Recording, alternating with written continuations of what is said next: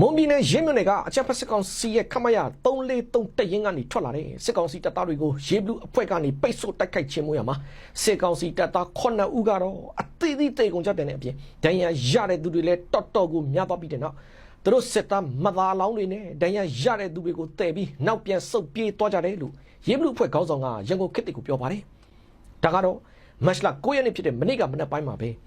ရင်းမြို့နယ်ကအကြမ်းဖက်စစ်ကောင်စီရဲ့ခမရ343တပ်ရင်းကနေထွက်လာတဲ့စစ်ကောင်စီတပ်သားတွေကိုရေဘလူးအဖွဲ့ကနေတောင်စုံရွာတဝိုက်ပိတ်ဆို့တိုက်ခိုက်ခြင်းမျိုးရမှာတိုက်ပွဲဖြစ်ပွားခဲ့တယ်ဆိုပါတယ်။အဲ့ဒီလိုတိုက်ခိုက်မှုအတွင်းစစ်ကောင်စီတပ်သား9ဦးဟာပြစ်ခတ်မှုတွေအတွင်းမှာပဲအသီးသီးတိတ်ကုန်ကြတဲ့အပြင်ဒဏ်ရာရတဲ့သူတွေလည်းတော်တော်ကိုများပါပြီးတဲ့နောက်စစ်ကောင်စီတပ်သားတွေဟာတေသွားတဲ့သူတို့စစ်သားမပါလောင်းတွေနဲ့ဒဏ်ရာရတဲ့သူတွေကိုတည်ပြီးဝါကြောင်အာယုတောင်ဘက်ကိုစုပ်ပြေးသွားကြတယ်လို့အဲ့ဒီစစ်သားမပါလောင်းတွေနဲ့ဒဏ်ရာရတဲ့သူတွေကိုတော့ရေးစေးယုံမှာပို့ထားကြတယ်လို့လည်းရေဘလူးအဖွဲ့ခေါင်းဆောင်ကပြောထားပါတယ်ခင်ဗျာ